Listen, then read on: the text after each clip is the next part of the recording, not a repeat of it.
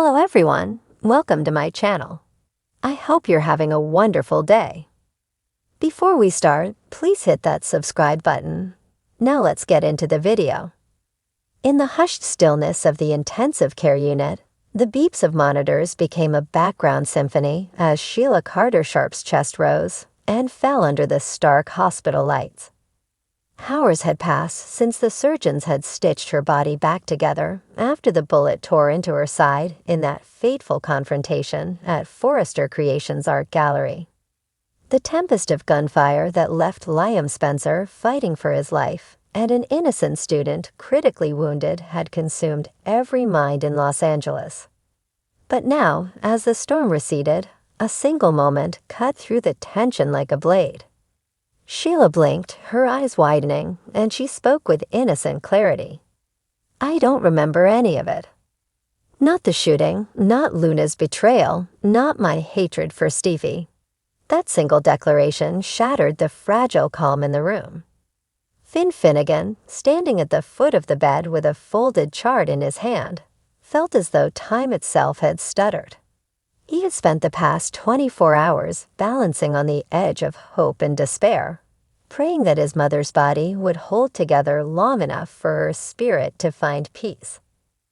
Now he watched the mercurial woman who had wreaked havoc on his life and on the love he shared with Steffy slip into a state of blank innocence, as if the years of scheming, the betrayals, the cold calculations of revenge had been wiped clean like chalk from the blackboard. Finn's heart swelled with cautious wonder. Could this be the miracle of redemption he had always yearned for? Could his mother, forever the architect of heartbreak, truly be reborn, unburdened by guilt and freed from the chains of her own past? Across the room, Steffy Forrester Finnegan's reaction was nothing like her husband's heartfelt relief. She stood rigid, arms crossed over her chest, lips pressed into a line of stoic anger. Memories flashed behind her eyes. The gun that had once been aimed at her by Luna, unleashed by Sheila's fateful lunge. The fire in Sheila's gaze when she threatened the Forrester legacy, the countless times Steffy had pleaded for mercy, for understanding, only to be met with lies and manipulation. Now seeing her sworn enemy awaken with a disarming smile, and a sweet childlike certainty that she harbored no out toward anyone, including Steffy herself. Steffy's blood ran cold. She did not see innocence. She saw the greatest con artist she'd ever met, spinning yet another web to escape accountability. Sheila had always been a survivor, and Steffy would not be fooled into believing this fragile facade of amnesia was anything but another weapon in Sheila's arsenal. Finn's feature softened as he turned towards Steffy, his eyes pleading. He placed a gentle hand on Sheila's thin arm, careful not to disrupt the foreline, and murmured, "Mom, can you tell me your name?" Sheila smiled as if the question were a loving greeting rather than an interrogation. "I'm Sheila," she said, voice warm yet distant, as though hearing the name for the first time. "And you?" "You're Finn, my son." Relief flooded Finn. Tears glimmered at the corners of his eyes. "Yes," he whispered. "I'm your son." Finn felt the room tilt with possibilities. A chance for genuine forgiveness. A chance for healing. A chance for the mother he'd always wanted. A chance that had never seemed remotely likely until now. Steffy, however, felt herself drifting on an undertow of rage. She crossed the distance between the bed and them in 3 swift strides, her gaze locked on Sheila's unguarded face. "If you don't remember me," Steffy said, voice low and deadly calm, "then why am I the one who has to prove I'm not your enemy? Why am I the one who has to live every day knowing you're plotting behind my back, ready to strike again?" Tears glistened unbidden in Steffy's eyes, but her stance was unwavering. She refused to give any ground. Finn reached out to Steffy, his hand shaking with the weight of conflicting loyalties, and said, "Steph, just let me see where this goes. She's changed. I know it."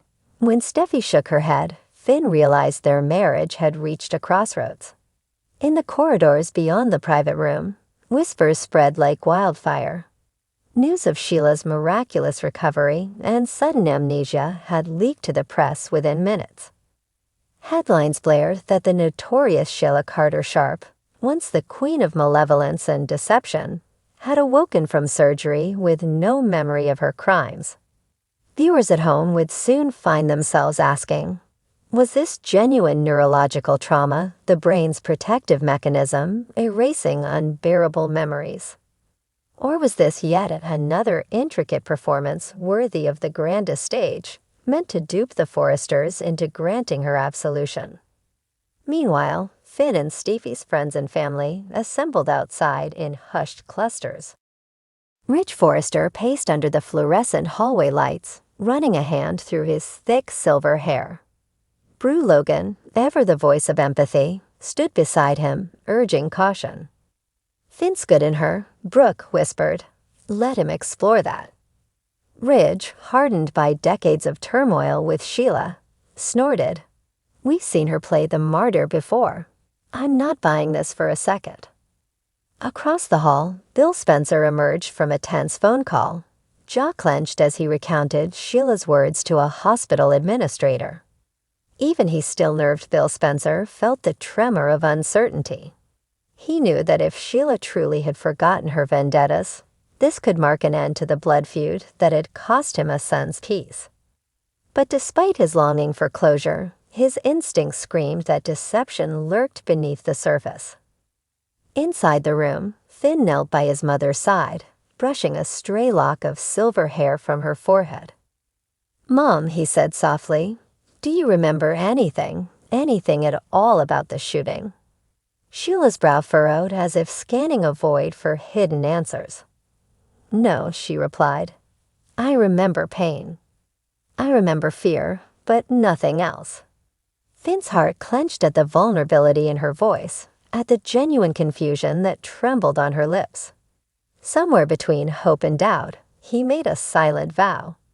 He would protect this fragile chance at redemption with every fiber of his being. Steffy, arms folded and jaw tight, spoke next. If you're really sorry, you'll tell the police everything. You'll confess your crimes. You'll stand trial. Sheila's head tilted as if considering a puzzle. I don't know what you mean by trial, she said simply. I want to be good. That knife statement was a gauntlet thrown at Steffy's feet. Rage gave way to disbelief. How could someone who had caused so much pain speak of goodness, as if it were as simple as choosing a dress off a rack? Steffy turned to Finn, whose eyes were brimming with tears, and realized that their unity, once forged in love, was now being tested by the same woman who had once driven wedges between them. The battle lines were drawn. Finn, buoyed by a child's faith in a mother's transformation. Steffy, steeled by a survivor's resolve to protect her family from further harm. Their home, once a sanctuary of mutual trust, now echoed with questions they could not yet answer. Would Sheila's amnesia hold? Would the courts buy her story of involuntary forgetfulness? Would Luna, still in custody and awaiting trial for the shooting spree she claimed she never intended, corroborate Sheila's account or expose the ruse? And perhaps most wrenching of all, could Steffy forgive the mother of her husband if that mother truly had forgotten how to hate? As the day faded into evening, the hospital's lights dimmed for the night shift. Finn remained by Sheila's side, speaking softly of memories they could build anew, holidays they might share, recipes they could learn together, days spent strolling the cliffs of Malibu. He painted a future bright with possibility, seeking to fill the void in her mind with hope rather than hostility. Outside the door, Steffy leaned against the wall, head bowed, tears slipping down her cheeks. In the waiting room, Ridge and Brooke debated whether to intervene. Bill sat alone, cell phone in hand, wrestling with the guilt that had laid him low. In every heart, doubt and longing weared beneath the surface. The bold and the beautiful had never shied away from the messy truths of love and forgiveness, but never before had it shown such raw, unvarnished conflict within a marriage. A conflict born not of infidelity or ambition, but of the fragile fracture between who we were and who we choose to become when memory itself betrays us. Finn and Steffy's marriage, once a testament to unconditional love, now stood on the razor's edge of a question more profound than any they had faced. Can love endure when the past is stolen away? And the promise of a fresh start feels as precarious as a house built on sand. When morning light filtered through the blinds, illuminating Sheila's tranquil face, Finn and Steffy would stand side by side, two hearts intertwined by devotion yet divided by doubt, and face the most dramatic reckoning of their lives. Would they choose to believe in the possibility of true redemption? Or would they demand justice that only time and the courts could deliver? The answer would shape not only their future, but the very soul of the Forrester-Finnegan legacy. And as viewers prepare for the seismic fallout of this unforgettable chapter, one truth remains clear. In the world of the bold and the beautiful, the only certainty is that nothing and no one will ever be quite the same again. In the tense hush that settled over the hospital wing after Sheila Carter Sharp's emergency surgery, the doctors' faces were drawn and grave as they delivered the unwelcome prognosis. Damage to the spinal cord threatened paralysis, and only immediate intensive rehabilitation, or a move to a specialized medical detention facility, stood between Sheila and a lifetime of immobility. Lee Finnegan, her years of medical training, and her empathy for her patients overriding any personal misgivings, was adamant that Sheila be transferred to a lockdown care center where security protocols and 24-hour staffing could guard against any relapse into violence while ensuring round-the-clock medical attention. Finn, torn between his professional obligations and his filial duty, saw things differently. He pleaded with Lee to allow Sheila to remain in the hospital under his watch, convinced that no sterile facility could provide the nurturing, compassionate environment he and Steffy could create by her bedside. The confrontation between Lee and Finn crackled with barely restrained emotion. Lee reminding Finn of the danger his mother posed when her darker impulses overcame her better judgment. Finn accusing Lee of treating his mother like a criminal rather than a patient in need of love. And in that battle of wills, Sheila lay unconscious, the future of her body and soul balanced on the razor's edge of their dispute. As news of Lee's campaign to lock Sheila away leaked to the press, social media erupted in vitriolic debate. Hashtags like #Freela clashed with #ProtectPatients. And Lee found herself inundated with threats and hateful messages accusing her of cruelty of punishing a woman for doing everything in her power to atone for past sins. Each new tweet or comment stung Lee deeper than the last, driving her to retreat into research, poring over old medical files in search of a truth that might stem the tide of online attacks and remind the world why she had fought so hard to secure Sheila's release years ago. Buried in a dusty carton of archived patient records, Leah uncovered the secret she had long hoped would remain hidden. Shortly after Finn's birth, when the infant's congenital heart defect had threatened his life, Lee had orchestrated an unauthorized transplant of a donor heart, bypassing numerous legal and ethical safeguards to save her son. In the years that followed, she had falsified surgical reports, rewritten discharge summaries, and coerced a small circle of trusted colleagues into complicity, ensuring that no trace of the illicit procedure could surface. It had been a crime of love, one she would repeat 1,000 times over to keep Finn alive. But now in the glare of the media spotlight and the accusations leveled at her for wanting to sequester Sheila, Lee realized that the very act that had defined her as a mother and a healer could be the weapon that brought her down. As she held the faded yellow documents in trembling hands, Lee felt the weight of every lie she had told, every signature she had forged, pressing down on her chest more fiercely than any bullet ever could. In the echoing corridors of the hospital, where Finn had once delivered speeches on the sanctity of truth, and the doctor-patient bond, his staunchest ally now faced a reckoning of her own making.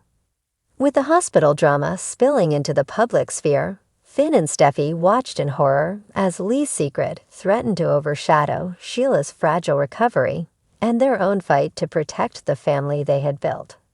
Finn, reeling from the betrayal of a mother he had idolized, confronted Lee in a deserted hallway, his voice a mix of sorrow and rage, as he demanded to know why she had risked her career, her license, and everything she stood for to save him as a child. Lee's reply, a choked whisper that she could not bear the thought of losing her son, only deepened the gulf between them, for Finn could not forgive her for the deception, no matter how pure her intentions. Meanwhile, Steffy, ever the strategist of heart and fashion, maneuvered to safeguard Finn's reputation and the Forrester name, consulting with Ridge and Brooke on how best to spin the story, even as she grappled with the fear that the scandal would irreparably stain their legacy. As the weekend approached, a federal inquiry was announced into Lee's conduct with subpoenas threatening to haul her before a medical board that could strip her of her license and possibly expose her to criminal charges. In the shadow of those proceedings, Finn stood at Sheila's bedside, the son she had once risked everything to save now, facing the grim prospect of losing his faith in both his mother and the woman who had nurtured him back to health. The bold and the beautiful has never shied away from high-stakes drama. But in this crucible of medical ethics and family loyalty, the stakes have never felt more personal. Will Lee's confession of her long-buried secret win her the compassion of a son who believed in her implicitly? Or will it drive them irrevocably apart? Can Finn reconcile the woman who saved his life with the doctor who abandoned her Hippocratic oath? Or will the betrayal prove too deep to bridge? And as Sheila teeters on the threshold of paralysis, will the battle over her care become a crucible for the Finnegan legacy, forcing each member of this fractured family to choose between justice and mercy, truth and protection? Tune in as this latest chapter unfolds. For in a world where every life can be saved or sacrificed at the stroke of a pen, the only certainty is that love and deceit remain the most powerful forces of all.